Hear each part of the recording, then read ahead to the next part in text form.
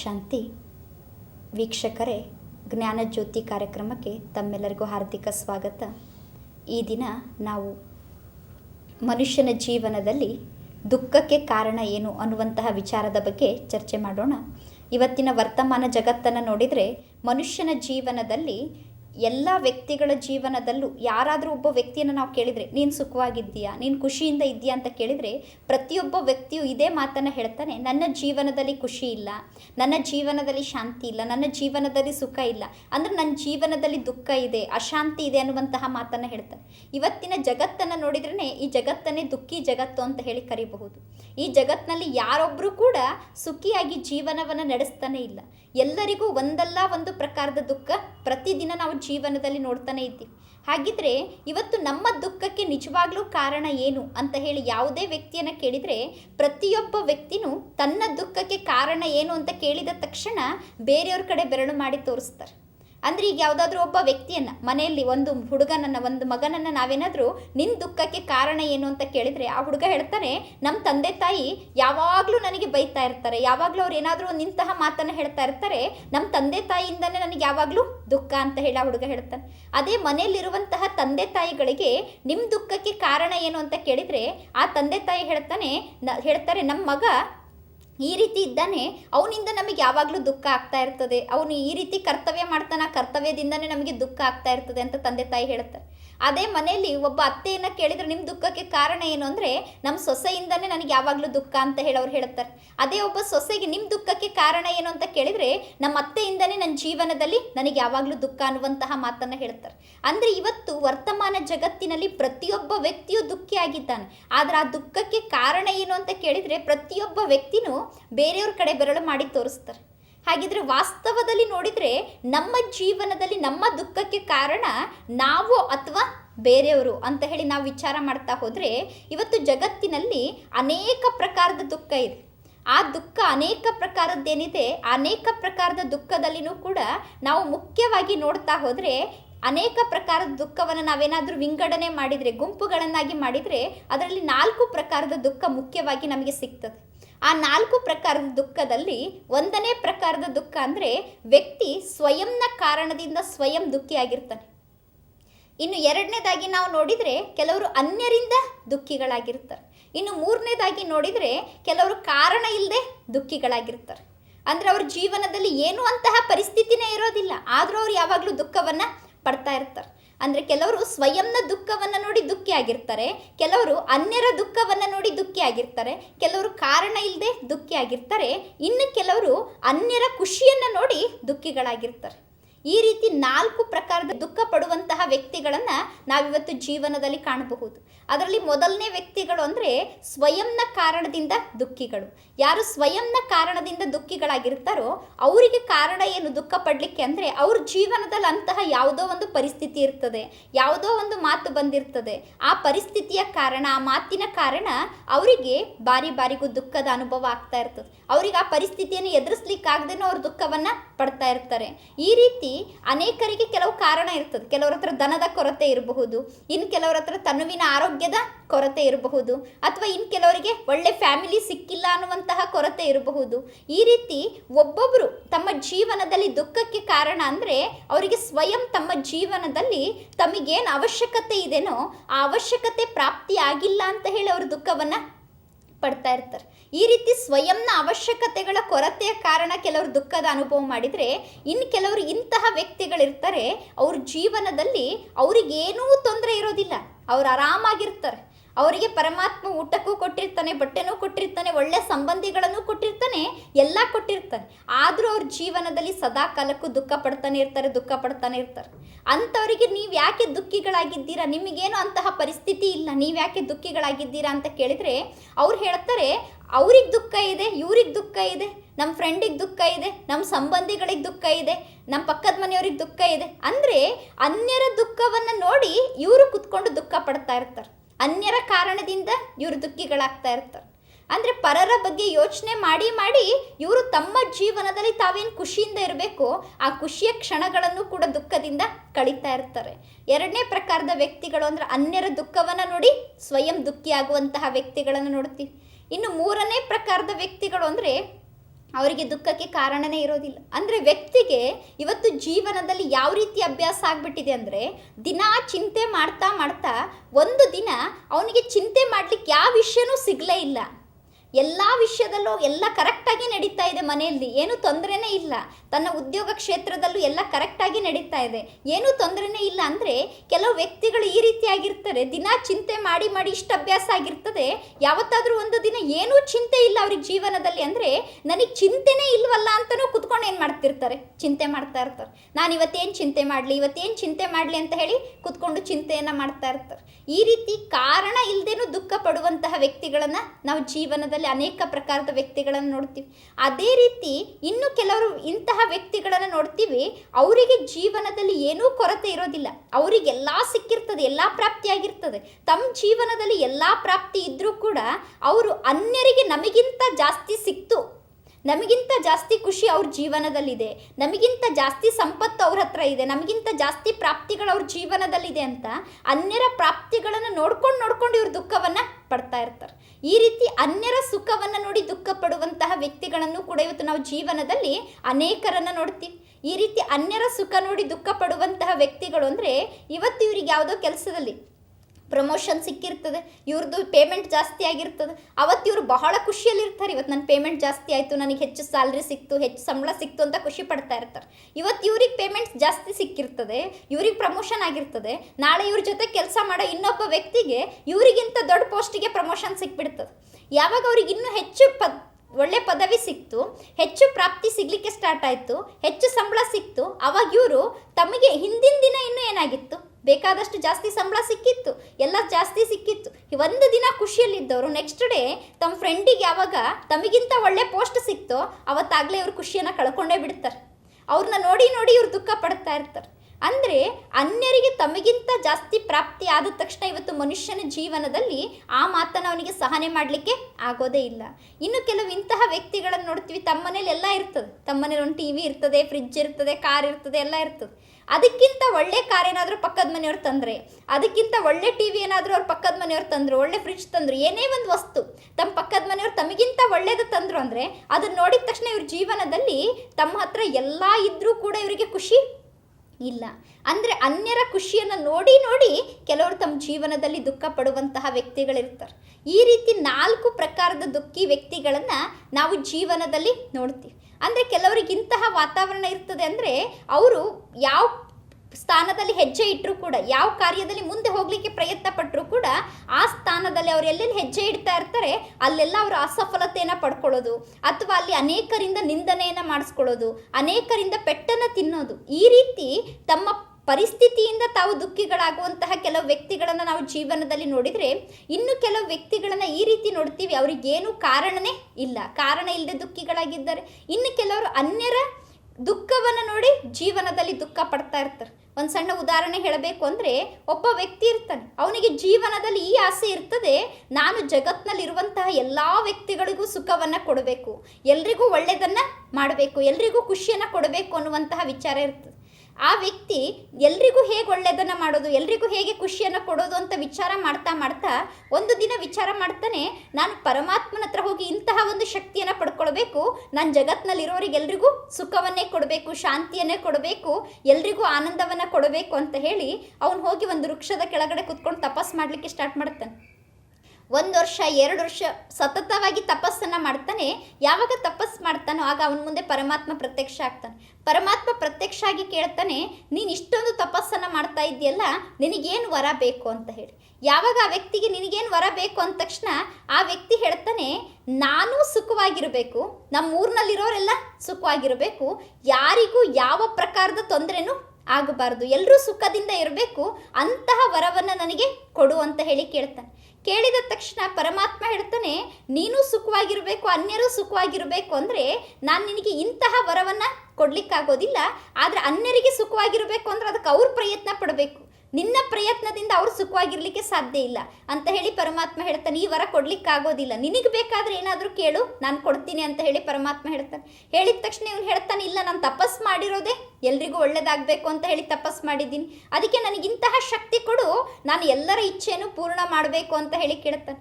ಕೇಳಿದ ತಕ್ಷಣ ಪರಮಾತ್ಮ ಹೇಳ್ತಾನೆ, ನೀನು ಎಲ್ಲರ ಇಚ್ಛೆಯನ್ನು ಪೂರ್ಣ ಮಾಡುವಂತಹ ವರವನ್ನು ನಿನಗೆ ಕೊಡಲಿಕ್ಕಾಗೋದಿಲ್ಲ, ಅದ್ರ ಬದಲು ಇಂತಹ ವರವನ್ನು ನಾನು ನಿನಗೆ ಕೊಡ್ತೀನಿ, ನೀನು ಬೇಕಾದರೆ ಬೇರೆಯವರ ದುಃಖವನ್ನು ನೀನು ತಗೊಂಡು ನಿನಗೆ ಸಿಕ್ಕಂತಹ ಸುಖವನ್ನು ಬೇರೆಯವರಿಗೆ ಕೊಡಬಹುದು, ಅಂತಹ ವರ ಬೇಕಾದ್ರೆ ನಾನು ಕೊಡ್ತೀನಿ ಅಂತ ಹೇಳಿ ಪರಮಾತ್ಮ ಹೇಳ್ತಾನೆ. ಹೇಳಿದ ತಕ್ಷಣ ಈ ವ್ಯಕ್ತಿ ಹೇಳ್ತಾನೆ, ಆಯಿತು, ನನಗೆ ಅದೇ ವರವನ್ನು ಕೊಡು, ನಾನು ಎಲ್ಲರೂ ದುಃಖವನ್ನು ತಗೊಳ್ತೀನಿ, ಎಲ್ರಿಗೂ ನಾನು ಖುಷಿಯನ್ನು ಕೊಡ್ತೀನಿ, ಯಾಕಂದರೆ ನನ್ನ ಜೀವನದ ಗುರಿನೇ ನಾನು ಎಲ್ರಿಗೂ ಖುಷಿ ಕೊಡಬೇಕು, ಆನಂದ ಕೊಡಬೇಕು ಅನ್ನುವಂಥದ್ದೇ ಗುರಿ ಆಗಿರೋ ಕಾರಣ ನಾನು ಎಲ್ಲರೂ ದುಃಖ ತೊಗೊಂಡು ಎಲ್ರಿಗೂ ಖುಷಿ ಕೊಡ್ತೀನಿ, ಆ ವರ ಕೊಡು ಅಂತ ಹೇಳಿ ಕೇಳ್ತಾನೆ. ಆಯಿತು ಅಂತ ಹೇಳಿ ಪರಮಾತ್ಮ ಹೇಳ್ತಾನೆ, ಇವತ್ತಿನಿಂದ ನೀನು ಬೇರೆಯವ್ರದ್ದು ಯಾವ್ಯಾವ ಪ್ರಕಾರದ ದುಃಖವನ್ನು ನೋಡಿ ಇವ್ರ ದುಃಖ ದೂರ ಆಗಲಿ ಅಂತ ಸಂಕಲ್ಪ ಮಾಡ್ತೀಯೋ, ಅವ್ರ ದುಃಖ ದೂರ ಆಗ್ತದೆ, ಅದೇ ದುಃಖ ನಿನ್ನ ಜೀವನದಲ್ಲಿ ನಿನಗೆ ಪ್ರಾರಂಭ ಆಗ್ತದೆ ಅಂತ ಹೇಳಿ ಪರಮಾತ್ಮ ಹೇಳ್ತಾನೆ. ಇವನು ಬಹಳ ಖುಷಿಯಿಂದ ವಾಪಸ್ ಬರ್ತಾನೆ. ಬಹಳ ತಪಸ್ ಮಾಡಿ ವಾಪಸ್ ಬರ್ತಾ ಇರ್ತಾನೆ. ದಾರಿಯಲ್ಲಿ ಬರುವಾಗ ಎದುರುಗಡೆ ಒಬ್ಬ ಕುಂಟ ವ್ಯಕ್ತಿ ಬರ್ತಾ ಇರ್ತಾನೆ. ಅವನಿಗೆ ನಡಿಲಿಕ್ಕೆ ಆಗ್ತಾ ಇಲ್ಲ, ಬಹಳಷ್ಟು ಕಾಲನ್ನು ಕಷ್ಟಪಟ್ಟು ಅವನು ಒಂದೊಂದು ಹೆಜ್ಜೆ ಇಡ್ತಾ ಇದ್ದಾನೆ. ಇವನಿಗೆ ಅವನನ್ನು ನೋಡಿ ಬಹಳ ಕರುಣೆ ಬಂದುಬಿಡ್ತದೆ, ಎಷ್ಟು ಕಷ್ಟಪಟ್ಟು ನಡೀತಾ ಇದ್ದಾನಲ್ಲ, ನಾನು ಇವನ ದುಃಖವನ್ನು ದೂರ ಮಾಡಬೇಕು ಅಂತ ಹೇಳಿ ಈ ವ್ಯಕ್ತಿ ಹೋಗಿ ಅವನ ತಲೆ ಮೇಲೆ ಕೈ ಇಟ್ಟು ವಿಚಾರ ಮಾಡ್ತಾನೆ. ಹೇಳ್ತಾನೆ, ಇವೊಂದು ಕಾಲು ನೋವೆಲ್ಲ ಹೋಗ್ಬಿಡ್ಬೇಕು, ಇವನು ಆರಾಮಾಗಿ ನಡೆಯೋ ಹಾಗೆ ಆಗಬೇಕು ಅಂತ ಹೇಳಿ ಹೇಳ್ತಾನೆ. ಹೇಳಿದ ತಕ್ಷಣ ಇವನು ಯಾವಾಗ ಅವನ ಕಾಲು ನೋವು ಹೋಗಬೇಕು ಅಂತ ಹೇಳಿ ಸಂಕಲ್ಪ ಮಾಡಿದ್ನೋ, ಅವನ ಕಾಲು ನೋವು ಕಡಿಮೆ ಆಗ್ತದೆ, ಈ ವ್ಯಕ್ತಿಗೆ ಆಟೋಮೆಟಿಕ್ ಆಗಿ ಕಾಲು ನೋವು ಸ್ಟಾರ್ಟ್ ಆಗಿಬಿಡ್ತದೆ. ಯಾವಾಗ ಇವನಿಗೆ ಕಾಲು ನೋವು ಸ್ಟಾರ್ಟ್ ಆಗ್ತದೋ ನಿಧಾನವಾಗಿ ಇವನು ನಡೀತಾ ಹೋಗ್ತಾ ಇರ್ತಾನೆ. ಯಾವ ವ್ಯಕ್ತಿಗೆ ಕಾಲು ನೋವು ಸಂಪೂರ್ಣವಾಗಿ ಗುಣ ಆಗಿರ್ತದೋ ಆ ವ್ಯಕ್ತಿ ಬಹಳ ಖುಷಿಯಿಂದ ಊರಲ್ಲೆಲ್ಲ ಹೋಗಿ ಹೇಳ್ಬಿಡ್ತಾನೆ, ನಮ್ಮ ಊರಲ್ಲಿ ಒಬ್ಬ ಇಂತಹ ವ್ಯಕ್ತಿ ಬಂದಿದ್ದಾನೆ, ಇಂತಹ ಒಬ್ಬ ಗುರು ಬಂದಿದ್ದಾನೆ, ಅವನ ಹತ್ರ ಹೋಗ್ಬಿಟ್ರೆ ನಮ್ದೆಲ್ಲ ಕಾಯಿಲೆಗಳೇ ದೂರ ಆಗಿಬಿಡ್ತದೆ, ನನ್ನ ಕಾಲು ನೋವನ್ನು ಅವ್ರು ದೂರ ಮಾಡಿಬಿಟ್ರು ಅಂತ ಹೇಳ್ತಾನೆ. ಹೇಳಿದ ತಕ್ಷಣ ಊರಿನಲ್ಲಿರೋ ಎಲ್ಲ ಜನರು ಕೂಡ ಈ ಗುರುವನ್ನು ಹುಡ್ಕೊಂಡು ಬರ್ಲಿಕ್ಕೆ ಸ್ಟಾರ್ಟ್ ಮಾಡ್ತಾರೆ. ಇವನು ನಿಧಾನವಾಗಿ ನಡ್ಕೊಂಡು ಹೋಗ್ತಾ ಒಂದು ಕಟ್ಟೆ ಮೇಲೆ ಕುತ್ಕೊಂಡಿರ್ತಾನೆ. ಅಷ್ಟೊತ್ತಿಗೆ ಇನ್ನೊಬ್ರು ಬರ್ತಾರೆ, ನನಗೆ ಬಹಳ ತಲೆನೋವು, ನನ್ನ ತಲೆನೋವು ಕೂಡ ದೂರ ಮಾಡ್ರಿ ಅಂತ ಹೇಳಿ ಕೇಳ್ತಾನೆ. ಕೇಳಿದ ತಕ್ಷಣ ಇವ್ರೇನು ಮಾಡ್ತಾರೆ, ಅವನ ತಲೆ ಮೇಲೆ ಕೈ ಇಡ್ತಾರೆ, ಹೇಳ್ತಾರೆ ಇವನ್ ತಲೆನೋವು ದೂರ ಆಗಲಿ ಅಂತ. ಅಷ್ಟೊತ್ತಿಗೆ ಅವನ ತಲೆನೋವು ಹೋಗ್ತದೆ, ಇವರಿಗೆ ತಲೆನೋವು ಸ್ಟಾರ್ಟ್ ಆಗಿಬಿಡ್ತದೆ. ಅಂದರೆ ಅವ್ರ ದುಃಖ ದೂರ ಮಾಡಿದ ತಕ್ಷಣ ಇವ್ರ ದುಃಖ ಸ್ಟಾರ್ಟ್ ಆಗಿಬಿಡ್ತದೆ. ಕೊನೆಗೆ ಇವ್ರು ಮತ್ತೆ ಕುತ್ಕೊಂಡು ಬಹಳ ತಲೆನೋವಿಂದ ಒದ್ದಾಡ್ತಿರ್ತಾರೆ. ಆ ವ್ಯಕ್ತಿ ಬಹಳ ಖುಷಿಯಿಂದ ಹೋಗಿ ಮತ್ತೆ ಊರು ತುಂಬ ಹೇಳ್ಬಿಡ್ತಾನೆ, ಈ ರೀತಿ ಗುರುಗಳು ಬಂದಿದ್ದಾರೆ, ಅವ್ರು ನನ್ನ ತಲೆನೋವನ್ನು ದೂರ ಮಾಡಿದ್ರು ಅಂತ. ಹೀಗೆ ಒಬ್ಬೊಬ್ಬರೇ ಅನೇಕ ಭಕ್ತರು ಬರ್ಲಿಕ್ಕೆ ಸ್ಟಾರ್ಟ್ ಮಾಡ್ತಾರೆ. ಒಬ್ಬರು ಬರ್ತಾರೆ, ನನಗೆ ಹೊಟ್ಟೆ ನೋವು ಅಂತ ಹೇಳ್ತಾರೆ. ಹೇಳಿದ ತಕ್ಷಣ ಇವನು ಅವ್ರ ಹೊಟ್ಟೆ ನೋವು ದೂರ ಮಾಡ್ತಾನೆ. ಅಷ್ಟೊತ್ತಿಗೆ ಇವನಿಗೆ ಹೊಟ್ಟೆ ನೋವು ಸ್ಟಾರ್ಟ್ ಆಗ್ತದೆ. ಹೀಗೆ ಸ್ವಲ್ಪ ಹೊತ್ತಿಗೆ ಇನ್ನೊಬ್ಬ ಇಂತಹ ಒಬ್ಬ ಪೇಷಂಟ್ ಬರ್ತಾನೆ. ಆ ವ್ಯಕ್ತಿ ಬಂದು ಹೇಳ್ತಾನೆ, ನನಗೆ ಕ್ಯಾನ್ಸರ್ ಆಗಿದೆ, ನನ್ನ ಕ್ಯಾನ್ಸರ್ ದೂರ ಮಾಡ್ರಿ ಅಂತ ಹೇಳಿ. ಅವ್ನು ಕ್ಯಾನ್ಸರ್ ದೂರ ಮಾಡ್ಲಿಕ್ಕೆ ಹೋಗ್ತಾರೆ, ಇವರಿಗೇನೆ ಕ್ಯಾನ್ಸರ್ ಬಂದ್ಬಿಡ್ತದೆ. ಆ ರೀತಿ ಇವತ್ತು ಜೀವನದಲ್ಲಿ ನಾವು ಅನ್ಯರ ದುಃಖವನ್ನು ದೂರ ಮಾಡಬೇಕು ಅಂತ ಹೇಳಿ ಎಷ್ಟೋ ಪ್ರಯತ್ನವನ್ನು ಮಾಡ್ತೀವಿ. ಅಂದರೆ ಇವತ್ತು ಜಗತ್ತಿನಲ್ಲಿ ಇಂತಹ ಎಷ್ಟೋ ವ್ಯಕ್ತಿಗಳನ್ನು ನಾವು ನೋಡ್ತೀವಿ, ಅವರಿಗೆ ಜೀವನದಲ್ಲಿ ಏನೂ ಪ್ರಾಬ್ಲಮ್ ಇಲ್ಲ, ಎಲ್ಲ ಚೆನ್ನಾಗಿದ್ದಾರೆ, ಅವರಿಗೇನೂ ತೊಂದರೆ ಇಲ್ಲ, ಆದರೂ ಅವ್ರು ಖುಷಿಯಿಂದ ಇರೋದಿಲ್ಲ. ಅವ್ರೇನು ಪ್ರಯತ್ನ ಮಾಡ್ತಾರಂದರೆ, ನಾನು ಬೇರೆಯವರ ದುಃಖವನ್ನು ದೂರ ಮಾಡಬೇಕು, ಬೇರೆಯವ್ರ ದುಃಖವನ್ನು ದೂರ ಮಾಡಬೇಕು. ಹಾಗಂತ ಹೇಳಿ ನಾವು ಬೇರೆಯವರ ದುಃಖವನ್ನು ದೂರ ಮಾಡ್ಲಿಕ್ಕೆ ಹೋಗಿ ಅನ್ಯರ ದುಃಖವನ್ನು ನಾವೇನಾದರೂ ತೆಗೆದುಕೊಳ್ತಾ ಹೋದ್ವಿ ಅಂದರೆ ನಾವು ಎಷ್ಟು ದುಃಖವನ್ನು ತೆಗೆದುಕೊಳ್ಳಿಕ್ಕೆ ಸಾಧ್ಯ? ಆ ವ್ಯಕ್ತಿ ತನ್ನ ಎಷ್ಟು ಕೆಪಾಸಿಟಿ ಇತ್ತೋ ತನ್ನ ದೇಹದ ಒಂದೊಂದು ಅಂಗಗಳನ್ನು ಡ್ಯಾಮೇಜ್ ಮಾಡ್ಕೊಳ್ತಾ ಹೋದ ಬೇರೆಯವರಿಗೆ ಸುಖ ಕೊಡ್ಲಿಕ್ಕೋಸ್ಕರ. ಕೊನೆಗೊಂದು ಇಂಥ ಟೈಮ್ ಬಂತು, ಅವನು ಕ್ಯಾನ್ಸರಿಂದ ಬಳಲಿಕ್ಕೆ ಸ್ಟಾರ್ಟ್ ಆದ, ಕಾಲು ಎತ್ತಿಡ್ಲಿಕ್ಕೂ ಬರ್ತಾ ಇಲ್ಲ, ತಲೆನೋವು, ಪ್ರತಿಯೊಂದು ಕಾಯಿಲೆ ಅವನಿಗೆ ಬಂದಮೇಲೆ ಸ್ವಲ್ಪೇ ಸಮಯದಲ್ಲಿ ಅವನು ಶರೀರವನ್ನು ತ್ಯಾಗ ಮಾಡಿಬಿಟ್ಟ. ಅಂದರೆ ನಮ್ಮ ಜೀವನದಲ್ಲೂ ಕೂಡ ನಾವು ಸದಾ ಕಾಲಕ್ಕೂ ಸರ್ವರ ದುಃಖವನ್ನು ದೂರ ಮಾಡ್ತೀವಿ ಅಂದರೆ ಸಾಧ್ಯನೇ ಇಲ್ಲ. ಅದಕ್ಕೆ ನಾವು ಬೇರೆಯವರ ದುಃಖವನ್ನು ನೋಡಿ ನಾವು ಚಿಂತೆ ಮಾಡೋ ಅವಶ್ಯಕತೆ ಇಲ್ಲ. ಯಾಕೆಂದರೆ ಇವತ್ತು ಯಾರ್ಯಾರು ಜೀವನದಲ್ಲಿ ಏನೇನೆಲ್ಲ ಅನುಭವ ಮಾಡ್ತಾ ಇದ್ದಾರೋ ಪ್ರತಿಯೊಬ್ಬರು ಕೂಡ ತಾವು ಮಾಡಿದಂತಹ ಕರ್ಮದ ಫಲವನ್ನು ಅನುಭವ ಮಾಡ್ತಾ ಇದ್ದಾರೆ. ಯಾರಿಗೂ ತನ್ನಷ್ಟಕ್ಕೆ ತಾನೇ ಸುಖ ಸಿಗೋದಿಲ್ಲ, ತನ್ನಷ್ಟಕ್ಕೆ ತಾನೇ ದುಃಖ ಸಿಗೋದಿಲ್ಲ. ಅದಕ್ಕೆ ನಾವು ಯಾರನ್ನಾದ್ರೂ ವ್ಯಕ್ತಿಯನ್ನು ನೋಡಿದ ತಕ್ಷಣ, ಒಮ್ಮೆ ಒಂದು ಮಗು ಜನ್ಮ ಪಡ್ಕೊಳ್ತು ಅಂದರೆ ಆ ಮಗು ಏನಾದರೂ ಒಳ್ಳೆ ಶ್ರೀಮಂತನ ಮನೆಯಲ್ಲಿ ಜನ್ಮ ಪಡ್ಕೊಂಡ್ರೆ ಆ ಮಗುವನ್ನು ನೋಡಿ ನಾವು ಈ ಮಾತನ್ನು ಹೇಳ್ತೀವಿ, ಎಷ್ಟು ಒಳ್ಳೆ ಮನೆಯಲ್ಲಿ ಜನ್ಮ ಪಡ್ಕೊಂಡಿದೆ ಅಂದರೆ ಹಿಂದಿನ ಜನ್ಮದಲ್ಲಿ ಏನು ಪುಣ್ಯ ಮಾಡಿದ್ರು ಏನೋ ಅದಕ್ಕೆ ಇಂಥ ಒಳ್ಳೆ ಮನೆಯಲ್ಲಿ ಜನ್ಮ ಪಡ್ಕೊಂಡಿದ್ದಾರೆ ಅನ್ನುವಂತಹ ಮಾತನ್ನು ಹೇಳ್ತೀವಿ. ಅದೇ ರೀತಿ ಯಾವುದಾದ್ರೂ ಒಬ್ಬ ವ್ಯಕ್ತಿ ಬಹಳ ಬಡತನ, ಬಹಳ ಕಷ್ಟ ಇರುವಂತಹ ಮನೆಯಲ್ಲಿ ಜನ್ಮ ಪಡ್ಕೊಂಡ್ರೆ ಆ ಮಗು ತನ್ನನ್ನು ತಾನು ಬೈಕೊಳ್ತಾ ಇರ್ತದೆ. ನಾನು ಯಾವ ಜನ್ಮದಲ್ಲಿ ಯಾವ ಕರ್ಮ ಮಾಡಿದ್ನೋ ಏನೋ ಈ ಜನ್ಮದಲ್ಲಿ ಅದರ ಫಲವನ್ನು ಅನುಭವ ಮಾಡ್ತಿದ್ದೀನಿ ಅಂತ ಹೇಳುತ್ತಾರೆ. ಅಂದರೆ ಈ ಜಗತ್ತಿನಲ್ಲಿ ಯಾರು ಸುಖವನ್ನು ಅನುಭವ ಮಾಡ್ತಿದ್ದಾರೋ ಅಥವಾ ಯಾರು ದುಃಖವನ್ನು ಅನುಭವ ಮಾಡ್ತಿದ್ದಾರೋ ಅವರ ಸುಖಕ್ಕೂ ಮತ್ತು ಅವರ ದುಃಖಕ್ಕೂ ಅವ್ರದ್ದೇ ಆದಂತಹ ಕರ್ಮನೇ ಕಾರಣ ಆಗಿರ್ತದೆ. ಅದಕ್ಕೋಸ್ಕರ ನಾವು ಬೇರೆಯವರ ದುಃಖವನ್ನು ತೆಗೆದುಕೊಂಡು ಬೇರೆಯವರಿಗೆ ಸದಾಕಾಲಕ್ಕೂ ಸುಖ ಕೊಡಲಿಕ್ಕೆ ಸಾಧ್ಯನೇ ಇಲ್ಲ. ಯಾಕೆಂದರೆ ಪ್ರತಿಯೊಬ್ಬರು ತಮ್ಮ ಕರ್ಮದ ಫಲವನ್ನು ತಾವು ಅನುಭವ ಮಾಡಲೇಬೇಕು. ಹಾಗೆ ನಾವು ಬೇರೆಯವರು ಸುಖವಾಗಿರೋದನ್ನು ನೋಡಿ ಕೆಲವರು ಬಹಳ ದುಃಖ ಪಡ್ತಿರ್ತಾರೆ. ಅವ್ರಿಗೆ ಅದಿದೆ, ಅವ್ರಿಗೆ ಇದಿದೆ, ಅವ್ರಿಗೆ ಆ ಪ್ರಾಪ್ತಿ ಇದೆ, ಈ ಪ್ರಾಪ್ತಿ ಇದೆ. ನೀವು ಎಷ್ಟಾದರೂ ಬೇರೆಯವರ ಸುಖವನ್ನು ನೋಡಿ ದುಃಖ ಪಡ್ರಿ, ಹೊಟ್ಟೆ ಕಿಚ್ಚು ಪಡಿ, ಈರ್ಷೆ ಪಡಿ, ಎಷ್ಟು ನೀವು ದುಃಖ ಪಟ್ರೂ ಅವ್ರ ಪ್ರಾಪ್ತಿ ನಿಮ್ಮ ಜೀವನದಲ್ಲಿ ನಿಮಗೆ ಸಿಗಲಿಕ್ಕೆ ಸಾಧ್ಯನೇ ಇಲ್ಲ. ನಾವು ಹಿಂದಿನ ಜನ್ಮದಲ್ಲಿ ಏನು ಪುಣ್ಯದ ಕರ್ಮವನ್ನು ಮಾಡಿದ್ದೀವೋ ಅದರ ಫಲವನ್ನು ಇವತ್ತು ನಾವು ಅನುಭವ ಮಾಡ್ತಾ ಇದ್ದೀವಿ. ಇವತ್ತು ನನ್ನ ಜೀವನದಲ್ಲಿ ನನಗೇನೇನು ಪ್ರಾಪ್ತಿಯಾಗಿದೆನೋ ಅದೆಲ್ಲ ನನ್ನದು ಪೂರ್ವ ಜನ್ಮದ ಪುಣ್ಯದ ಫಲ ಆಗಿದೆ. ಅದಕ್ಕೆ ತಕ್ಕಂತೆ ನನಗೆ ಸಿಕ್ಕಿದೆ. ಇವತ್ತು ನನಗೆ ಎಷ್ಟು ಖುಷಿ ಸಿಕ್ಕಿದೆ, ಎಷ್ಟು ಶಾಂತಿ ಸಿಕ್ಕಿದೆ, ಎಷ್ಟು ನೆಮ್ಮದಿ ಸಿಕ್ಕಿದೆ, ಎಷ್ಟು ಒಳ್ಳೆ ಸಂಬಂಧಗಳು ಸಿಕ್ಕಿದ್ದಾವೆ, ಎಷ್ಟು ಒಳ್ಳೆ ಉದ್ಯೋಗ ನಾನು ಮಾಡ್ತಾ ಇದ್ದೀನಿ. ಇದಕ್ಕೆಲ್ಲ ಕಾರಣ ನನ್ನ ಪೂರ್ವ ಜನ್ಮದ ಕರ್ಮ. ಈಗ ನಾನೇನಾದರೂ ಹಿಂದಿಂದನ ನೆನಪು ಮಾಡ್ಕೊಂಡು ದುಃಖ ಪಟ್ರೂ ನಾನು ಇವತ್ತು ಖುಷಿಯಿಂದ ಇರ್ಲಿಕ್ಕೆ ಸಾಧ್ಯ ಇಲ್ಲ. ಬೇರೆಯವರ ಸುಖ ನೋಡಿ ನಾನು ದುಃಖ ಪಟ್ರೂ ನಾನು ಖುಷಿಯಿಂದ ಇರಲಿಕ್ಕೆ ಸಾಧ್ಯ ಇಲ್ಲ. ಅದಕ್ಕೋಸ್ಕರ ನಾನು ಅನ್ಯರ ಸುಖವನ್ನು ನೋಡಿ ನಾನು ದುಃಖ ಪಡೋ ಬದಲು ನನಗೂ ಅಷ್ಟು ಸುಖ ಸಿಗಬೇಕು, ನನಗೂ ಅಷ್ಟು ಖುಷಿ ಸಿಗಬೇಕು ಅಂದರೆ ನಾನು ಅಂತಹ ಶ್ರೇಷ್ಠ ಕಾರ್ಯವನ್ನು ಮಾಡೋದನ್ನು ಅಭ್ಯಾಸ ಮಾಡಬೇಕಾಗಿದೆ. ಯಾವಾಗ ನಮ್ಮ ಜೀವನದಲ್ಲಿ ನಾವು ದುಃಖಕ್ಕೆ ಮೂಲ ಕಾರಣವನ್ನು ಹುಡುಕಬೇಕು. ಇವತ್ತು ಯಾವ ವ್ಯಕ್ತಿಗೂ ತನ್ನಷ್ಟಕ್ಕೆ ತಾನೇ ದುಃಖ ಸಿಗಲಿಕ್ಕೆ ಸಾಧ್ಯ ಇಲ್ಲ. ಯಾವುದಾದ್ರೂ ಒಬ್ಬ ವ್ಯಕ್ತಿ ದುಃಖದ ಅನುಭವ ಮಾಡ್ತಾ ಇದ್ದಾನೆ ಅಂದರೆ ಆ ದುಃಖಕ್ಕೆ ಕಾರಣನೇ ಆಗಿದೆ ಅವನು ಮಾಡಿರುವಂತಹ ಪಾಪಕರ್ಮ. ಇವತ್ತು ಕರ್ಮದ ಫಲವನ್ನು ಪ್ರತಿಯೊಬ್ಬರು ಅನುಭವ ಮಾಡಲೇಬೇಕು. ಈಗ ಒಂದು ಬೀಜ ಬಿತ್ತಿದ ಮೇಲೆ ಆ ಬೀಜ ಯಾವಾಗ ವೃಕ್ಷವಾಗಿ ಬೆಳೀತದೋ, ಬೆಳೆದ ಮೇಲೆ ಆ ವೃಕ್ಷದಲ್ಲಿ ನಾವು ಯಾವ ಬೀಜ ಬಿತ್ತಿರ್ತೀವೋ ಅದೇ ಫಲ ನಮಗೆ ಪ್ರಾಪ್ತಿಯಾಗ್ತದೆ. ಆ ಫಲವನ್ನು ಬಿಟ್ಟು ಬೇರೆ ಫಲ ಸಿಗಲಿಕ್ಕೆ ಸಾಧ್ಯನೇ ಇಲ್ಲ. ಎಂತಹ ಬೀಜ ಬಿತ್ತಿರ್ತೀವೋ ಅಂಥದ್ದೇ ಫಲ. ಯಾವ ಅಡುಗೆ ಮಾಡಿರ್ತೀವೋ ನಾವು ಅದನ್ನೇ ಏನು ಮಾಡಬೇಕು, ಜೀವನದಲ್ಲಿ ಊಟ ಮಾಡಬೇಕು. ಎಷ್ಟೋ ಬಾರಿ ಈ ರೀತಿ ಆಗ್ತದೆ, ನಾವು ಮಾಡೋದು ಅಡುಗೆ ಒಂದು, ಊಟ ಮಾಡೋ ಟೈಮಿಗೆ ನನಗೆ ಈ ಊಟ ಬೇಡ ಆಗಿತ್ತು, ಬೇರೆ ಊಟ ಬೇಕಿತ್ತು, ಬೇರೆ ತಿಂಡಿ ಬೇಕಿತ್ತು ಅಂತ ನಾನು ವಿಚಾರ ಮಾಡಿದರೆ ಸಾಧ್ಯನೇ ಇಲ್ಲ. ಯಾಕಂದರೆ ನಾವು ಮಾಡಿರೋದು ಯಾವ ಅಡುಗೆನೋ ನಾವು ಊಟ ಮಾಡಬೇಕಾದ್ರೆ ನಮಗೆ ಸಿಗೋದು ಕೂಡ ಅದೇ ಊಟ ಆಗಿದೆ. ಅದೇ ರೀತಿ ನಮ್ಮ ಜೀವನದಲ್ಲಿ ನಾವು ಕರ್ಮ ಅನ್ನುವಂತಹ ಬೀಜವನ್ನು ಎಂಥದ್ದನ್ನು ಬಿಟ್ಟಿರ್ತೀವೋ ಅಷ್ಟೇ ನಮ್ಮ ಜೀವನದಲ್ಲಿ ಸುಖ ಶಾಂತಿ ನಮಗೆ ಪ್ರಾಪ್ತಿಯಾಗ್ತದೆ, ಅಥವಾ ಅದಕ್ಕೆ ತಕ್ಕಂತೆಯೇ ನಮ್ಮ ಜೀವನದಲ್ಲಿ ನಮಗೆ ದುಃಖದ ಪ್ರಾಪ್ತಿಯಾಗ್ತದೆ. ಇವತ್ತು ನಾವೇನೆಲ್ಲ ದುಃಖವನ್ನು ಅನುಭವ ಮಾಡ್ತಾ ಇದ್ದೀವಿ ಅದಕ್ಕೆ ನಮ್ಮ ಸಂಬಂಧಿಗಳೂ ಕಾರಣ ಅಲ್ಲ, ಸಮಾಜನೂ ಕಾರಣ ಅಲ್ಲ, ಜಗತ್ತೂ ಕಾರಣ ಅಲ್ಲ. ನಮ್ಮ ದುಃಖಕ್ಕೆ ನನ್ನ ಕರ್ಮನೇ ಕಾರಣ ಆಗಿದೆ. ಆ ದುಃಖವನ್ನು ದೂರ ಮಾಡಿಕೊಳ್ಬೇಕು ಅಂದರೆ ನಮ್ಮ ಜೀವನದಲ್ಲಿ ಎರಡೇ ಮಾರ್ಗ. ಒಂದನೇ ಮಾರ್ಗ ಅಂದರೆ ನಾನು ಶ್ರೇಷ್ಠ ಕರ್ಮ ಅನ್ನುವಂತಹ ಬೀಜವನ್ನು ಬಿತ್ತುತ್ತಾ ಹೋಗಬೇಕು. ಹಿಂದೇನು ಮಾಡಿದ್ನೋ ಇವತ್ತು ಅದನ್ನು ಅನುಭವ ಮಾಡ್ತಾ ಇದ್ದೀನಿ, ಮತ್ತು ಇವತ್ತೇನು ಮಾಡ್ತೀನೋ ಅದನ್ನು ನಾಳೆ ನಾನು ಖಂಡಿತವಾಗ್ಲೂ ಅನುಭವ ಮಾಡ್ತೀನಿ. ಅದಕ್ಕೋಸ್ಕರ ನಾನು ಶ್ರೇಷ್ಠ ಕರ್ಮ ಅನ್ನುವಂತಹ ಬೀಜವನ್ನು ಬಿತ್ತಿದರೆ ನಾನು ಖಂಡಿತವಾಗ್ಲೂ ಮುಂದೆ ಏನು ಮಾಡಬಹುದು, ಸುಖವನ್ನು ಪ್ರಾಪ್ತಿ ಮಾಡಿಕೊಳ್ಬಹುದು. ದುಃಖಕ್ಕೆ ಕಾರಣನೇ ಆಗಿದೆ ನಮ್ಮ ಕರ್ಮ. ಆ ಕರ್ಮವನ್ನು ನಾವು ಪರಿವರ್ತನೆ ಮಾಡಿಕೊಳ್ಬೇಕು.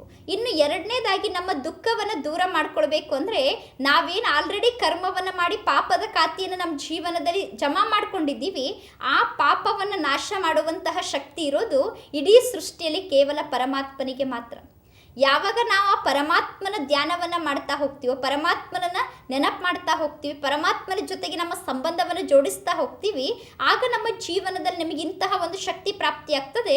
ಅದರಿಂದ ಮಾತ್ರ ನಾವು ನಮ್ಮ ದುಃಖವನ್ನು ದೂರ ಮಾಡ್ಕೊಳ್ಳಿಕ್ಕೆ ಸಾಧ್ಯ ಆಗ್ತದೆ. ಇವತ್ತು ನಮ್ಮ ಜೀವನದಲ್ಲಿ ಯಾವ ವ್ಯಕ್ತಿಗಳು ನಮ್ಮ ದುಃಖವನ್ನು ದೂರ ಮಾಡಲಿಕ್ಕೆ ಸಾಧ್ಯ ಇಲ್ಲ. ಎಷ್ಟೋ ಬಾರಿ ನಾವು ಹೇಳ್ತೀವಿ, ನಾನು ನನ್ನ ಜೀವನದಲ್ಲಿ ಖುಷಿಯಿಂದ ಇರಬೇಕು, ನಾನು ನೆಮ್ಮದಿಯಿಂದ ಇರಬೇಕು, ನಾನು ಶಾಂತಿಯಿಂದ ಇರಬೇಕು ಅಂದರೆ ನಮ್ಮ ಸಂಬಂಧಿಗಳೆಲ್ಲರೂ ನನಗೆ ಸುಖವನ್ನು ಕೊಡಬೇಕು, ಶಾಂತಿಯನ್ನು ಕೊಡಬೇಕು ಅಂತ ಹೇಳ್ತೀವಿ. ಆದರೆ ಯಾವ ಸಂಬಂಧಿಗಳ ಹತ್ರ ನಾವು ಸುಖ ಬೇಕು, ಶಾಂತಿ ಬೇಕು ಅಂತ ಬಯಸ್ತಾ ಇರ್ತೀವೋ ಆ ಸಂಬಂಧಿಗಳೇ ಸ್ವತಃ ದುಃಖಿಗಳಾಗಿರ್ತಾರೆ, ಅವರೇ ಸ್ವತಃ ಅಶಾಂತ ಆಗಿರ್ತಾರೆ.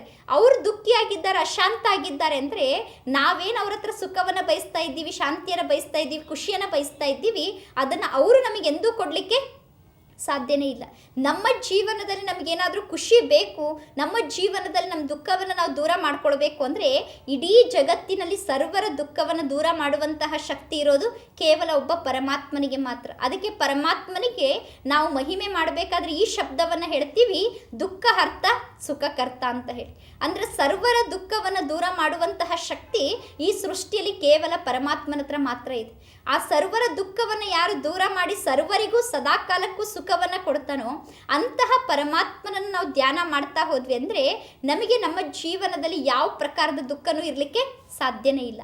ಆದರೆ ಇವತ್ತು ವ್ಯಕ್ತಿ ನಿಜವಾಗ್ಲೂ ದುಃಖ ಯಾವುದಕ್ಕೆ ಪಡ್ತಾ ಇದ್ದಾನೆ ಅಂತ ಹೇಳಿ ನಾವು ವಿಚಾರ ಮಾಡಿದರೆ, ವ್ಯಕ್ತಿ ದುಃಖ ಪಡ್ತಾ ಇರೋದು ತನ್ನ ಕಷ್ಟವನ್ನು ನೋಡಿ ದುಃಖ ಪಡ್ತಾ ಇಲ್ಲ. ಇವತ್ತೊಬ್ಬ ಮನೆಯಲ್ಲಿ ಒಬ್ಬ ಮಹಿಳೆ ಇದ್ದಾಳೆ, ಅಥವಾ ಒಬ್ಬ ತಂದೆ ಇದ್ದಾನೆ, ಅಥವಾ ಮನೇಲಿ ಒಬ್ಬ ಯಜಮಾನ ಇದ್ದಾನೆ ಅಂದರೆ ಆ ಯಜಮಾನ ಅವನಿಗೆ ದುಃಖಕ್ಕೆ ಕಾರಣ ಏನು ಅಂತ ಕೇಳಿದರೆ ಅವನಿಗೆ ಸ್ವಯಂನ ಕಾರಣದಿಂದ ಯಾವ ಪ್ರಕಾರದ ದುಃಖನೂ ಇರೋದಿಲ್ಲ. ಮನೇಲಿರೋರು ಯಾವಾಗಲೂ ಏನು ಹೇಳ್ತಿರ್ತಾರೆ ಅಂದರೆ, ನಮ್ಮ ಮಕ್ಕಳು ಈ ರೀತಿ ಇದ್ದಾರೆ, ಆ ಮಕ್ಕಳು ಈ ರೀತಿ ತಪ್ಪು ಮಾಡ್ತಾ ಇರ್ತಾರೆ, ಎಷ್ಟು ಬುದ್ಧಿ ಹೇಳಿದ್ರು ಅವ್ರು ಚೇಂಜ್ ಆಗೋದೇ ಇಲ್ಲ, ಅವ್ರ ಬಗ್ಗೆ ಯೋಚನೆ ಮಾಡಿ ಮಾಡಿ ನನಗೆ ದುಃಖ ಆಗ್ತಾ ಇದೆ ಅಂತ ಹೇಳ್ತೀವಿ. ಅಂದರೆ ನಾವು ಅವ್ರ ಬಗ್ಗೆ ಯೋಚನೆ ಮಾಡಿ ಮಾಡಿ ನಮ್ಮ ಜೀವನದಲ್ಲಿ ನಾವು ದುಃಖ ಪಡ್ತಾ ಇದ್ದೀವಿ. ಅವ್ರನ್ನ ಎಷ್ಟೇ ತಿದ್ದಲಿಕ್ಕೆ ಪ್ರಯತ್ನ ಪಟ್ಟರು ಅವ್ರು ಮಾತ್ರ ಚೇಂಜ್ ಆಗ್ತಾ ಇಲ್ಲ, ಅವ್ರು ಹೇಗಿದ್ದಾರೋ ಹಾಗೇ ಇದ್ದಾರೆ. ಆದರೆ ನಾವು ಮಾತ್ರ ಏನು ಮಾಡ್ತಾ ಇದ್ದೀವಿ, ಸೆಕೆಂಡಿಗೂ ದುಃಖದ ಅನುಭವ ಮಾಡ್ತಾ ಇದ್ದೀವಿ. ಒಂದು ಕಡೆ ಒಂದು ರೀತಿಯಿಂದ ಅವರು ತಪ್ಪು ಮಾಡಿ ದುಃಖದ ಅನುಭವ ಮಾಡಿದರೆ, ಇನ್ನೊಂದು ಕಡೆ ನಾವು ಅವ್ರ ತಪ್ಪನ್ನು ಯೋಚನೆ ಮಾಡಿ ಮಾಡಿ ನಾವು ಕೂಡ ನಮ್ಮ ಜೀವನದಲ್ಲಿ ದುಃಖಿಗಳು ಆಗ್ತಾ ಇದ್ದೀವಿ. ಅಂದರೆ ಇವತ್ತು ಜೀವನದಲ್ಲಿ ದುಃಖಕ್ಕೆ ಮೂಲ ಕಾರಣ ನಾವು ಹುಡುಕ್ತಾ ಹೋದರೆ ನಮ್ಮ ಜೀವನದಲ್ಲಿ ನಮಗಂತಹ ಯಾವ ಸಮಸ್ಯೆನೂ ಇಲ್ಲ ದುಃಖ ಪಡಲಿಕ್ಕೆ. ಕೆಲವರಿಗಿರ್ತದೆ ಜೀವನದಲ್ಲಿ, ಅವರಿಗೆ ಆರ್ಥಿಕವಾಗಿ ಬಹಳಷ್ಟು ಕಷ್ಟ ಇರ್ತದೆ, ಅಂಥವರಿಗೆ ದುಃಖ ಇದೆ ಅಂತ ಹೇಳಬಹುದು. ಆದರೆ ಇವತ್ತು ನಮ್ಮ ವರ್ತಮಾನ ಜಗತ್ತಿನಲ್ಲಿ ಪ್ರತಿಯೊಬ್ಬ ವ್ಯಕ್ತಿಯ ಜೀವನದಲ್ಲೂ ನೋಡಿದರೆ ಪ್ರತಿಯೊಬ್ಬರಿಗೂ ಪರಮಾತ್ಮ ಅವರಿಗೆ ಎಷ್ಟು ಅವಶ್ಯಕತೆಗಳಿದೆನೋ ಆ ಅವಶ್ಯಕತೆಗಳಿಗೆ ತಕ್ಕಂತೆ ಎಲ್ಲ ಪ್ರಾಪ್ತಿಯನ್ನು ಮಾಡಿಸಿದ್ದಾನೆ. ಪ್ರತಿಯೊಬ್ಬರಿಗೂ ಇರಲಿಕ್ಕೂ ಒಂದು ಸ್ಥಾನ ಕೊಟ್ಟಿದ್ದಾರೆ, ಊಟನೂ ಇದೆ, ಬಟ್ಟೆ ಇದೆ, ಎಲ್ಲ ಇದ್ದ ಮೇಲೂ ನಾವು ದುಃಖಿಗಳಾಗ್ತಾ ಇದ್ದೀವಿ ಅಂದರೆ ಆ ದುಃಖಕ್ಕೆ ಕಾರಣನೇ ಆಗಿದೆ ನಮ್ಮ ಮನಸ್ಸಿನಲ್ಲಿರುವಂತಹ ಇಚ್ಛೆಗಳು. ಎಷ್ಟೆಷ್ಟು ನಮ್ಮ ಮನಸ್ಸಿನಲ್ಲಿ ಇಚ್ಛೆಗಳು ಜಾಸ್ತಿ ಆಗ್ತಾ ಹೋಗ್ತದೋ ಅಷ್ಟಷ್ಟು ನಮ್ಮ ಜೀವನದಲ್ಲಿ ದುಃಖ ಜಾಸ್ತಿ ಆಗ್ತಾ ಹೋಗ್ತದೆ. ಅಂದರೆ ನಮ್ಮ ದುಃಖ ಕಡಿಮೆ ಆಗಬೇಕು ಅಂದರೆ ನಮ್ಮ ಇಚ್ಛೆಗಳನ್ನು ನಾವು ಮೊದಲು ಕಡಿಮೆ ಮಾಡ್ಕೊಳ್ಬೇಕು. ಎಲ್ಲಿಯವರೆಗೆ ಇಚ್ಛೆಗಳು ಹೆಚ್ಚಿರ್ತದೋ ಅಲ್ಲಿಯವರೆಗೆ ಎಂದೂ ನಾವು ಖುಷಿಯಿಂದ ಇರಲಿಕ್ಕೆ ಸಾಧ್ಯನೇ ಇಲ್ಲ. ಪ್ರತಿಯೊಬ್ಬ ವ್ಯಕ್ತಿಗೆ ನೀನು ಯಾಕೆ ದುಃಖ ಪಡ್ತಾ ಇದ್ದೀಯಾ ಅಂದರೆ ಅವ್ನು ಹೇಳ್ತಾನೆ, ನನಗೆ ಅದೊಂದು ವಸ್ತು ಬೇಕಿತ್ತು, ಇದೊಂದು ವಸ್ತು ಬೇಕಿತ್ತು, ಆ ಪ್ರಾಪ್ತಿ ಸಿಗಬೇಕಿತ್ತು, ಈ ಪ್ರಾಪ್ತಿ ಸಿಗಬೇಕಿತ್ತು ಅಂತ ಹೇಳ್ತಾನೆ. ಈಗ ಒಬ್ಬ ವ್ಯಕ್ತಿ ಅವನಿಗೊಂದು ಒಳ್ಳೆ ಮನೆ ಇಲ್ಲ ಅಂದರೆ ಅವನು ಯೋಚನೆ ಮಾಡ್ತಾನೆ, ನನಗೆ ದುಃಖ ಇದೆ. ಯಾಕೆ ದುಃಖ ಇದೆ ಅಂದರೆ ನನಗೊಂದು ಒಳ್ಳೆ ಮನೆ ಇಲ್ಲ, ಅದಕ್ಕೆ ದುಃಖ. ನಾನೇನಾದರೂ ಒಂದು ಒಳ್ಳೆ ಮನೆ ಕಟ್ಟಿಸ್ಬಿಟ್ರೆ ನಾನು ಆರಾಮಾಗಿ ಖುಷಿಯಿಂದ ಇರ್ತೀನಿ ಅಂತ ಆ ವ್ಯಕ್ತಿ ಹೇಳ್ತಾನೆ. ಕೊನೆಗೆ ಅದೇ ವ್ಯಕ್ತಿ ಮನೆ ಕಟ್ಟಿದ ಅಂದರೆ ಈಗ ನಿನ್ನ ದುಃಖ ದೂರ ಆಯ್ತಾ ಅಂತ ಕೇಳ್ರಿ, ಮನೆ ಒಳಗಡೆ ಹೋಗಿರ್ಲಿಕ್ಕೆ ಸ್ಟಾರ್ಟ್ ಮಾಡ್ತಾನೆ, ಮತ್ತೊಂದು ದುಃಖ ದೂರ ಆಗೇ ಇರೋದಿಲ್ಲ. ಕೊನೆಗೆ ಯೋಚನೆ ಮಾಡ್ತಾನೆ, ಒಳ್ಳೆ ಮನೆಗೇನೋ ಬಂದೆ, ಆದರೆ ನನಗೊಂದು ಒಳ್ಳೆ ಕಾರ್ ಇದ್ದಿದ್ರೆ ನಾನು ಖುಷಿಯಿಂದ ಇರಬಹುದಿತ್ತು ಅಂದ್ಕೊಳ್ತಾನೆ. ಕೊನೆಗೆ ಪ್ರಯತ್ನ ಪಟ್ಟು ಒಂದು ಒಳ್ಳೆ ಕಾರನ್ನು ತರ್ತಾನೆ. ಕಾರ್ ತಂದಮೇಲೆ ಆ ಕಾರ್ನಲ್ಲಿ ಓಡಾಡಲಿಕ್ಕೂ ಸ್ಟಾರ್ಟ್ ಮಾಡ್ತಾನೆ. ಅವಾಗಾದರೂ ನೀನು ಖುಷಿಯಿಂದ ಇದ್ದೀಯಾ ಅಂತ ಆ ವ್ಯಕ್ತಿ ಕೇಳಿದರೆ ಆ ವ್ಯಕ್ತಿ ಹೇಳ್ತಾನೆ, ಕಾರಲ್ಲಿ ಓಡಾಡಲಿಕ್ಕೂ ಸ್ಟಾರ್ಟ್ ಮಾಡಿದೆ, ಕಾರೂ ತಂದೆ, ಆದರೂ ನನ್ನ ಜೀವನದಲ್ಲಿ ನನ್ನ ದುಃಖ ಮಾತ್ರ ದೂರ ಆಗಲೇ ಇಲ್ಲ. ಯಾಕೆ ದೂರ ಆಗಲಿಲ್ಲ ಅಂದರೆ ಅಷ್ಟೊತ್ತಿಗೆ ಅವನಿಗೆ ಇನ್ನೊಂದು ವಿಚಾರ ಬಂದಿರ್ತದೆ, ಅವ್ನು ಒಳ್ಳೊಳ್ಳೆ ಫರ್ನಿಚರನ್ನು ತರಬೇಕು. ಅಷ್ಟೊತ್ತಿಗೆ ಮತ್ತೆ ಹಗಲು ರಾತ್ರಿ ದುಡಿತಾನೆ, ಕಷ್ಟಪಡ್ತಾನೆ, ಪ್ರಯತ್ನ ಪಡ್ತಾನೆ, ಮತ್ತೆ ಮನೆಗೆ ಒಳ್ಳೊಳ್ಳೆ ಫರ್ನಿಚರ್ಗಳನ್ನು ತರ್ತಾನೆ. ಎಲ್ಲ ಫರ್ನಿಚರ್ ತಂದು ಹಾಕಿದ ಮೇಲೆ ಈಗಾದರೂ ನೀನು ಖುಷಿಯಿಂದ ಇದ್ದೀಯಾ?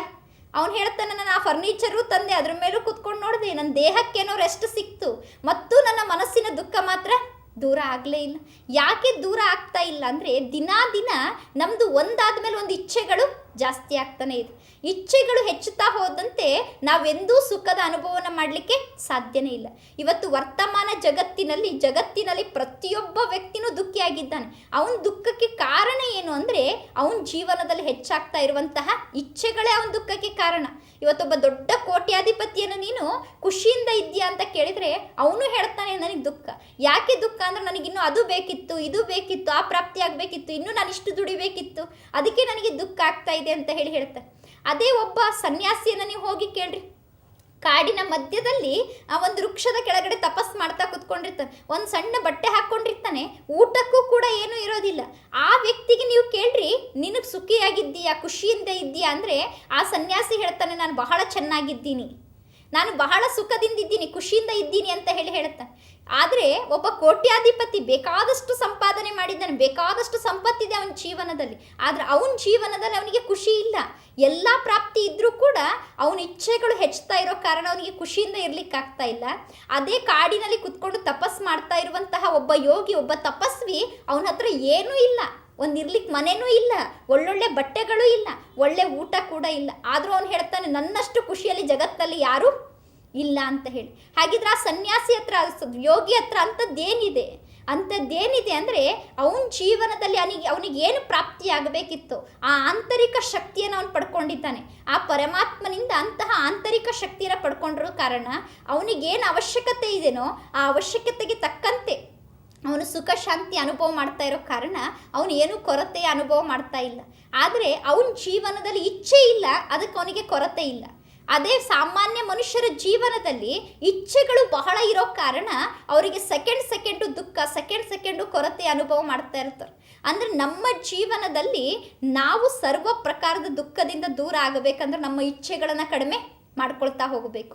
ಎಷ್ಟೆಷ್ಟು ಇಚ್ಛೆಗಳು ಕಡಿಮೆ ಆಗ್ತಾ ಹೋಗ್ತದೋ ಅಷ್ಟು ನಾವು ಬಹಳ ಖುಷಿಯಿಂದ ಜೀವನವನ್ನು ನಡೆಸಲಿಕ್ಕೆ ಸಾಧ್ಯ, ಎಲ್ಲರ ಜೊತೆಗೂ ಪ್ರೀತಿಯಿಂದ ಇರಲಿಕ್ಕೆ ಸಾಧ್ಯ, ಅನ್ಯರಿಗೂ ನಾವು ಖುಷಿಯನ್ನು ಕೊಡಲಿಕ್ಕೆ ಸಾಧ್ಯ.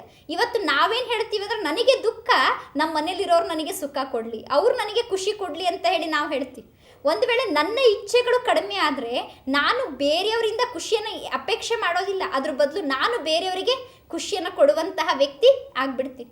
ಇವತ್ತು ಎಷ್ಟೋ ಮನೆಯಲ್ಲಿ ನೋಡ್ತೀವಿ, ಬಹಳಷ್ಟು ಖುಷಿಯಿಂದ ಮನೆಯಲ್ಲಿರುವಂತಹ ವ್ಯಕ್ತಿಗಳನ್ನು ಮಾತಾಡಿಸ್ತಾರೆ. ಯಾವಾಗ ಮಾತಾಡಿಸ್ತಾರೆ ಅಂದರೆ ಯಾವಾಗ ಇವ್ರಿಗೆ ಇಷ್ಟ ಆಗುವಂತಹ ವಸ್ತುಗಳನ್ನು ಅವ್ರು ತಂದು ಕೊಡ್ತಾ ಇರ್ತಾರೋ, ಅವ್ರು ಒಳ್ಳೊಳ್ಳೆ ವಸ್ತು ತಂದು ಕೊಟ್ಟರು ಅಂದರೆ ಏನು ಮಾಡ್ತಾರೆ, ಅವ್ರನ್ನ ಬಹಳ ಖುಷಿಯಿಂದ ಮಾತಾಡಿಸ್ತಾ ಇರ್ತಾರೆ.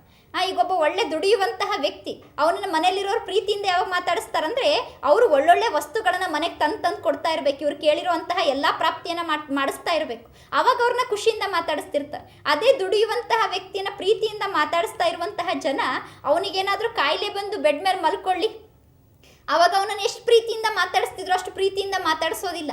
ಆಗ ಅವನನ್ನು ಏನು ಮಾಡ್ಲಿಕ್ಕೆ ಸ್ಟಾರ್ಟ್ ಮಾಡ್ತಾರೆ, ತಿರಸ್ಕಾರ ಮಾಡ್ಲಿಕ್ಕೆ ಸ್ಟಾರ್ಟ್ ಮಾಡ್ತಾರೆ. ಅಂದರೆ ಅಲ್ಲಿಯವರೆಗೂ ಅವರು ಪ್ರೀತಿ ತೋರಿಸಿದ್ದು, ಗೌರವ ತೋರಿಸಿದ್ದು ಆ ವ್ಯಕ್ತಿಗಲ್ಲ, ಆ ವ್ಯಕ್ತಿ ಏನು ಸಂಪಾದನೆ ಮಾಡ್ತಾ ಇದ್ದ, ಅವನಿಂದ ಏನೆಲ್ಲ ಪ್ರಾಪ್ತಿಗಳು ಸಿಗ್ತಾ ಇತ್ತೋ ಆ ಪ್ರಾಪ್ತಿಯ ಆಧಾರದಿಂದ ವ್ಯಕ್ತಿಯನ್ನು ಇವರು ಪ್ರೀತಿ ಮಾಡ್ತಾ ಇದ್ರು, ಅವರಿಗೆ ಗೌರವವನ್ನು ತೋರಿಸ್ತಾ ಇದ್ರು. ಅದೇ ರೀತಿ ಈಗ ಪ್ರತಿಯೊಬ್ಬ ವ್ಯಕ್ತಿಯು ತನ್ನ ಜೀವನದಲ್ಲಿ ಬೇರೆಯವರು ಪ್ರಾಪ್ತಿ ಮಾಡಿಸಿದ್ರಷ್ಟೇ ನಾನು ಖುಷಿಯಿಂದ ಇರ್ತೀನಿ, ಅವ್ರು ನನಗೆ ಅದು ಕೊಡಬೇಕು, ಇದು ಕೊಡಬೇಕು ಅಂತ ನಾವು ಡಿಮ್ಯಾಂಡ್ ಮಾಡ್ತಾ ಇರ್ತೀವಿ. ಆದರೆ ಅವ್ರು ಕೊಟ್ಟಾಗ ನಾನು ಖುಷಿಯಿಂದ ಇರೋದಲ್ಲ, ನನ್ನ ಇಚ್ಛೆಗಳೇನಾದರೂ ಕಡಿಮೆ ಆಯಿತು ಅಂದರೆ ನಾನು ಬೇರೆಯವರಿಗೂ ಕೂಡ ಬೇಕಾದಷ್ಟು ಖುಷಿಯನ್ನು ಕೊಡಲಿಕ್ಕೆ ನನ್ನ ಕಡೆ ಸಾಧ್ಯ ಆಗ್ತದೆ. ಅದಕ್ಕೆ ನಮ್ಮ ದುಃಖದ ಕಾರಣ ಅಂದರೆ ನಮ್ಮ ಇಚ್ಛೆ ಆಗಿದೆ. ಆ ಇಚ್ಛೆಯನ್ನು ನಾವು ಕಡಿಮೆ ಮಾಡ್ಕೊಳ್ಬೇಕು. ಇವತ್ತು ಯಾವ ವ್ಯಕ್ತಿಗೂ ದುಃಖ ಇಲ್ಲ, ಆದರೆ ಅನ್ಯರನ್ನು ನೋಡಿ ನಾವು ದುಃಖ ಪಡ್ತಾ ಇದ್ದೀವಿ. ಅನ್ಯರ ದುಃಖವನ್ನು ನೋಡಿ ನಾವು ದುಃಖ ಪಡೋದನ್ನು ಬಿಡಬೇಕು ಅಂದರೆ ನಾವು ಈ ಮಾತನ್ನು ನೆನ್ಪಿಟ್ಕೊಳ್ಬೇಕು, ಇಲ್ಲಿ ಯಾರ ಕರ್ಮಕ್ಕೂ ಯಾರು ಜವಾಬ್ದಾರರಲ್ಲ, ಅವ್ರವ್ರ ಕರ್ಮದ ಫಲವನ್ನು ಅವ್ರು ಅನುಭವ ಮಾಡ್ತಾ ಇದ್ದಾರೆ. ಅದಕ್ಕೆ ನಾವು ಅನ್ಯರ ದುಃಖವನ್ನು ನೋಡಿ ದುಃಖಿ ಆಗಬಾರ್ದು. ಪರಮಾತ್ಮ ಕೊಟ್ಟಂತಹ ಈ ಸುಂದರ ಜೀವನದಲ್ಲಿ 4 ದಿನ ಪರಮಾತ್ಮನ ಧ್ಯಾನವನ್ನು ಮಾಡ್ತಾ ಖುಷಿ ಅನುಭವವನ್ನು ಮಾಡ್ತಾ ಇರಬೇಕು. ಆ ರೀತಿ ಖುಷಿ ಅನುಭವವನ್ನು ಮಾಡಲಿಕ್ಕೋಸ್ಕರ, ಸದಾ ನೆಮ್ಮದಿ ಅನುಭವ ಮಾಡಲಿಕ್ಕೋಸ್ಕರ ಈಶ್ವರೀಯ ವಿಶ್ವವಿದ್ಯಾಲಯದಲ್ಲಿ ಪರಮಾತ್ಮನೇ ಕಲಿಸ್ತಾ ಇರುವಂತಹ ಸಹಜ ರಾಜಯೋಗದ ಅಭ್ಯಾಸ ಮಾಡಿದರೆ ನಮ್ಮ ಜೀವನದ ಸರ್ವ ಪ್ರಕಾರದ ದುಃಖವನ್ನು ಕೂಡ ನಾವು ದೂರ ಮಾಡ್ಕೊಳ್ಬಹುದು, ದುಃಖದಿಂದ ಮುಕ್ತರಾಗಬಹುದು. ವೀಕ್ಷಕರೇ, ಮುಂದಿನ ಸಂಚಿಕೆಯಲ್ಲಿ ಮತ್ತು ಇನ್ನೂ ಅನೇಕ ವಿಚಾರಗಳ ಬಗ್ಗೆ ತಿಳ್ಕೊಳ್ಳೋಣ. ಅಲ್ಲಿವರೆಗೂ ಓಂ ಶಾಂತಿ.